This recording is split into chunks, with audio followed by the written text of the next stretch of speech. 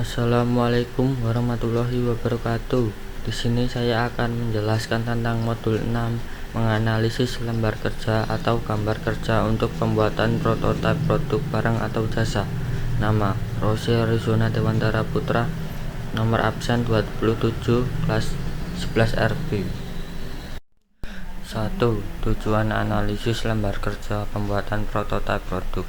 Bila telah diputuskan produk mana yang akan dikembangkan atau dihasilkan, selanjutnya Anda membuat desain produk pendahuluan.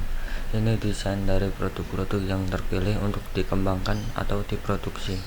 Desain produk pendahuluan yang dikembangkan dalam bentuk prototipe diperlukan agar perusahaan mengetahui tanggapan konsumen atas produk itu sebelum produk tersebut diproduksi secara massal. Selain itu, pembuatan prototipe memungkinkan perusahaan menguji kualitas bahan dan produk. Untuk itu ada 3 faktor yang harus diperhatikan dalam menguji desain produk pendahuluan ini, yaitu A. Frekuensi kerusakan komponen, reliabilitas.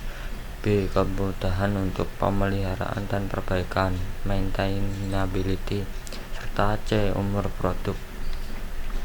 Tujuan prototipe yaitu A. Evaluasi dan feedback pada rancangan interaktif.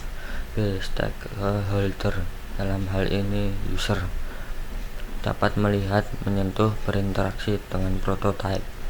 C. Anggota tim dapat berkomunikasi secara efektif. D. Para perancang dapat mengeluarkan ide-idenya. E. Memunculkan ide-ide secara visual dan mengembangkannya. F. Dapat menjawab pertanyaan, membantu pemilihan di antara alternatif. 2. Keunggulan menggunakan prototipe. A. Adanya komunikasi yang baik antara pengembang dan pelanggan. B. Pengembang dapat bekerja lebih baik dalam menentukan kebutuhan pelanggan. C. Pelanggan berperan aktif dalam pengembangan sistem. D. Lebih menghemat waktu dalam pengembangan sistem. E. Penerapan menjadi lebih mudah karena pemakai mengetahui apa yang diharapkannya. F. Mengurangi biaya pengembangan dan pemeliharaan.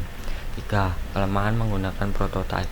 A. Pelanggan kadang tidak melihat atau menyadari bahwa perangkat lunak yang ada belum mencantumkan kualitas perangkat lunak secara keseluruhan dan juga belum memikirkan kemampuan pemeliharaan untuk jangka waktu lama.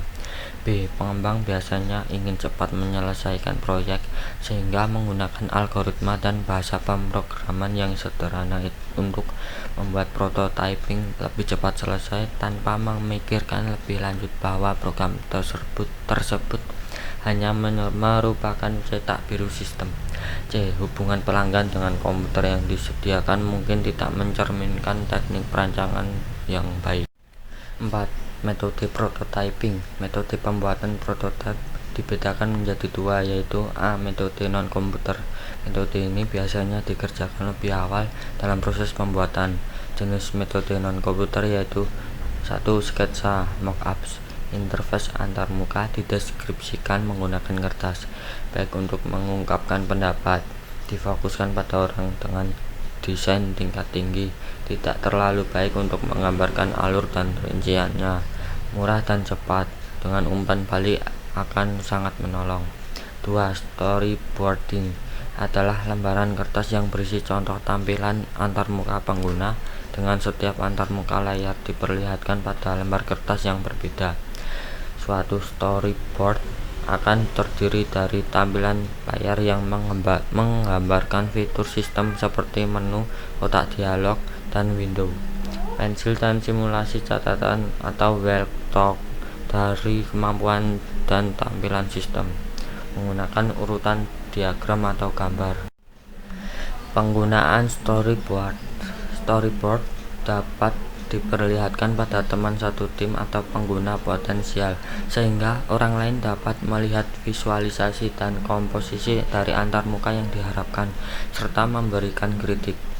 Storyboard dapat digunakan pada awal siklus perancangan yang dapat mendukung eksplorasi kemungkinan perancangan dan verifikasi awal dari kebutuhan pengguna. 3. Skenario, hipotesis atau imajinasi penggunaan biasanya menyertakan beberapa orang, peristiwa, lingkungan, dan situasi. menyediakan konteks operasi, terkadang dalam format naratif tetapi dapat berupa sketsa atau bahkan video. 4. Tutorial dan manual. Mungkin menuliskannya lebih berguna daripada disimpan dalam kepala. Memaksa perancang untuk membuat keputusan dengan tegas. Menulis atau meletakkannya di atas kertas lebih berharga. B. Metode computer based. Metode ini biasanya dikerjakan kemudian.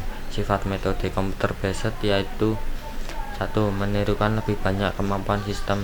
2. Pada umumnya hanya baru beberapa aspek atau fitur. 3. Dapat berpusat pada lebih banyak detail. 5. Terminologi prototipe. A. Prototipe horizontal. 1. Mencakup seluruh antarmuka pengguna namun tanpa fungsi pokok, berupa simulasi dan belum dapat digunakan untuk melakukan pekerjaan yang sesungguhnya. 2. Misal, pengguna dapat mengeksekusi seluruh navigasi dan perintah pencarian tanpa memanggil informasi secara nyata.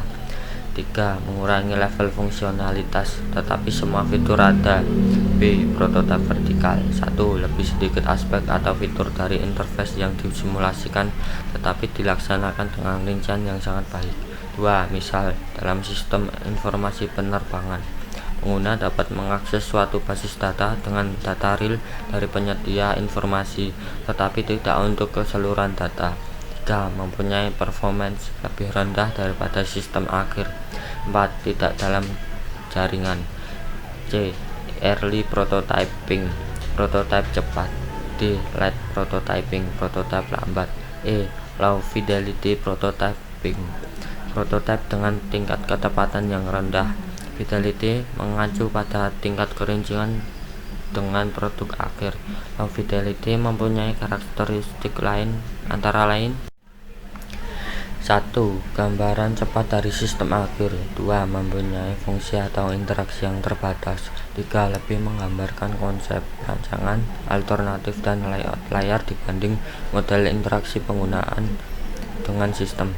4. Mendemonstrasikan secara umum feel and look dari antarmuka pengguna. 5. Tidak untuk memperlihatkan secara rinci bagaimana operasi sistem aplikasi. 6.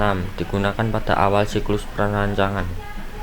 7. Memperlihatkan konsep pendekatan secara umum tanpa harus membuang banyak tenaga, biaya, dan waktu. 8. Storyboard. Digunakan di awal desain. Biasanya digunakan dengan skenario lebih terinci dan dapat diputar ulang. Kumpulan dari sketsa atau frame individual. Menyajikan urutan inti cerita, menunjukkan bagaimana kemungkinan user dapat mengalami peningkatan melalui setiap aktivitas.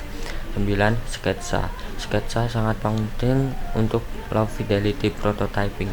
Jangan takut dengan kemampuan menggambar. Menyajikan tampilan cepat dari interface, konsep desain, dan lain-lain. 10. Wizard of Oz.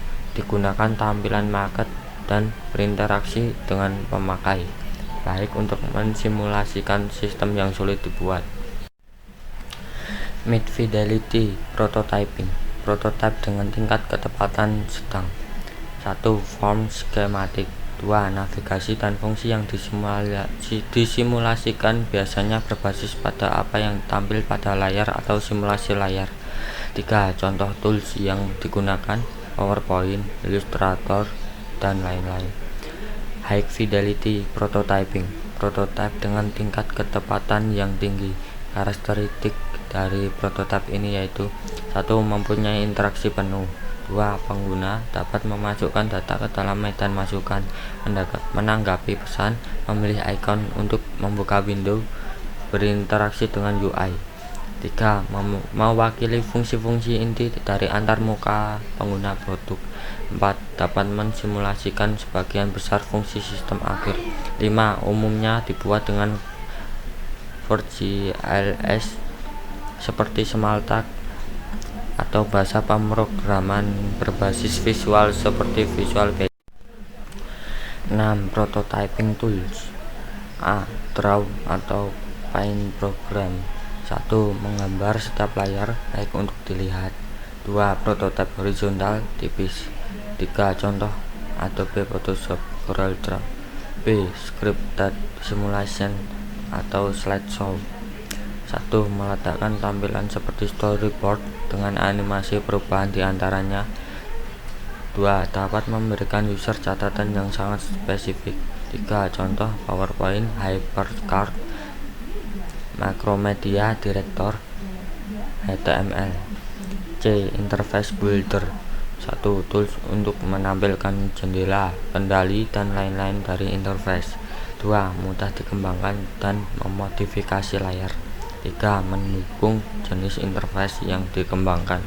4. Mendukung berbagai macam device input atau output. 5. Mudah untuk memodifikasi dan menghubungkan ke layar. Sekian dan terima kasih.